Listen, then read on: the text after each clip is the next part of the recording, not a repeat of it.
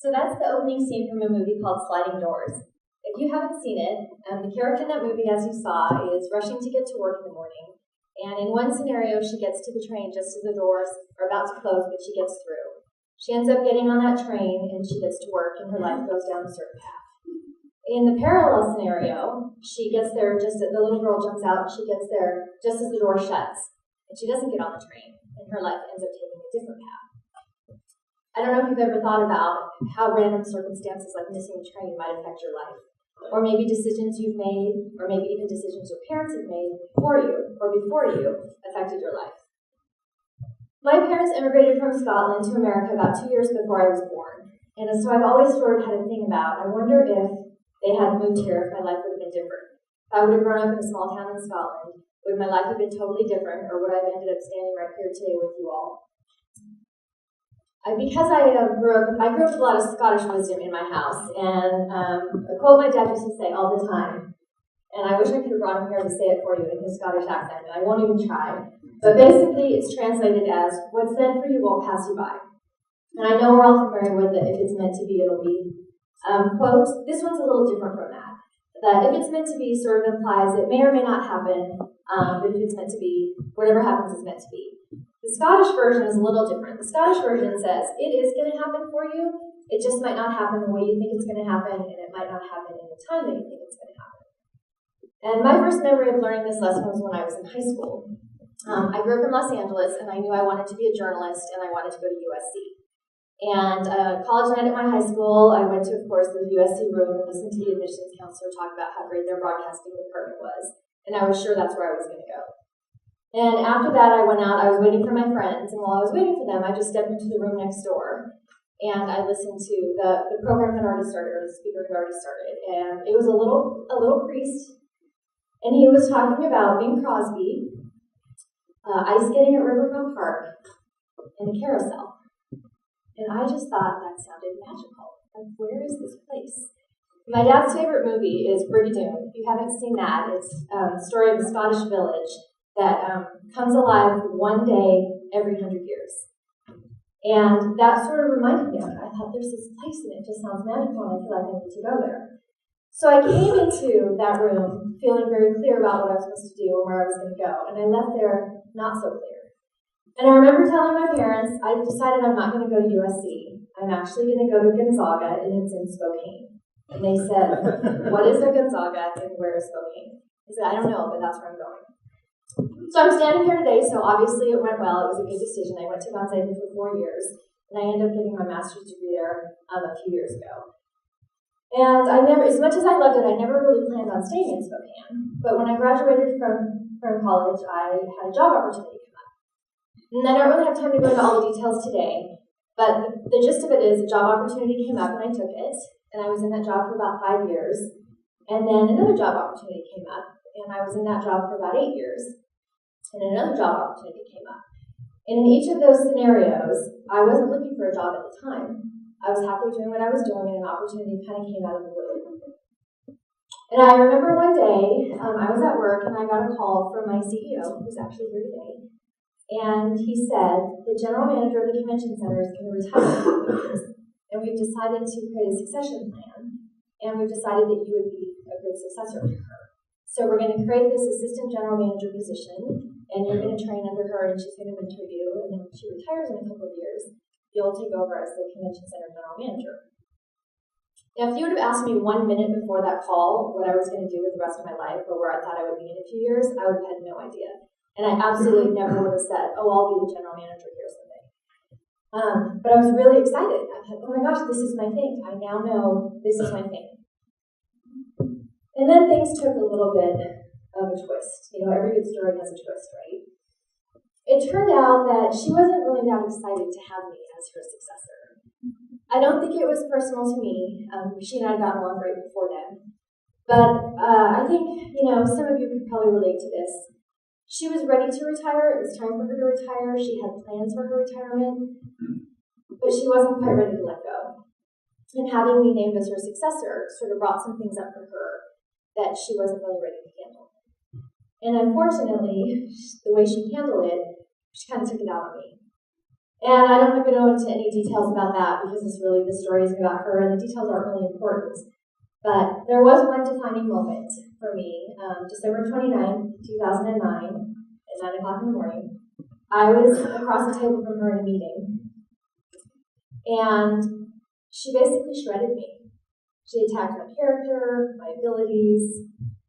She told me I'd never be the GM. I was blindsided. And I started the meeting sitting up at the table, and everything she said to me sort of chipped a little bit away at me. And by the end of the meeting, I realized I was kind of like almost laying in the chair. And I realized in that moment that if I'm going to get this job, if it's going to be up to me. She is not going to help me. She's actually probably going to maybe try to hurt me. I can't control that. I can't control her. I definitely can't control the outcome.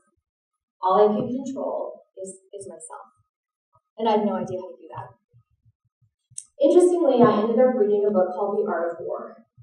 Some of you may have read it, some of you may have heard of it, or have at least heard of it. I have no idea if it works in war. You guys, someone can tell me at the lunch break if it works or doesn't work. In my situation, it worked. The book is filled with a lot of wisdom. Things like, we are just heard this quote already this morning, so that goes to show how wise this book is. Amongst chaos, you find an opportunity. The wise warrior knows when to fight and when not to fight. The successful warrior prepares and waits. So that's what I did. And then, one day she retired. It took her 6 years, but she did it. 6 years in one day. She was gone, and I had the job. And I realized almost right away that she, in fact, had been my greatest teacher. Because the lessons I learned through those 6 years were the exact lessons I needed to take over this job. So the first thing I learned was, I can be right or I can survive. And you all know this better than me. When it comes to trying to survive, I'm pretty sure you don't really care about being right? You want to survive. And the same thing happens in leadership, right? You're not always going to be right. And even if you are, because believe me, most of the time I thought I was, I didn't need her to think I was right, and I didn't need anyone else to think I was right, because I knew I was. And in some cases, I wasn't. And so in leadership, you're going to find that. And it's really important for a leader to be able to recognize that they don't always have all the answers. The second thing I learned was it's really important to set an intention. Set your intention so that when things get rough and you kind of want to bail, you have that to go back to. So for me, my intention was I am going to be the general manager of the convention center. And when I wanted to bail, when things got rough, when I was frustrated, I would just go back to that. The third thing I learned is that lessons are repeated until they are learned. That's super fun. You know, sometimes you get a pebble, you don't get it at the pebble, you get hit in the head with a rock. If you don't get the rock, you get a brick, then comes a wall, and eventually the whole house comes down. So the trick in life is to get it at the pebble or the rock. The pebble's kind of hard because sometimes you're learning lessons and you don't even realize it yet. But if you get hit in the head with a rock, you should probably pay attention and notice and sort of try to see what you're trying to be taught. The next thing I learned was the importance of inner strength. You know, when you're out there on your own and things get really difficult, you have to cultivate an inner strength that you can dig deep into to get yourself through it.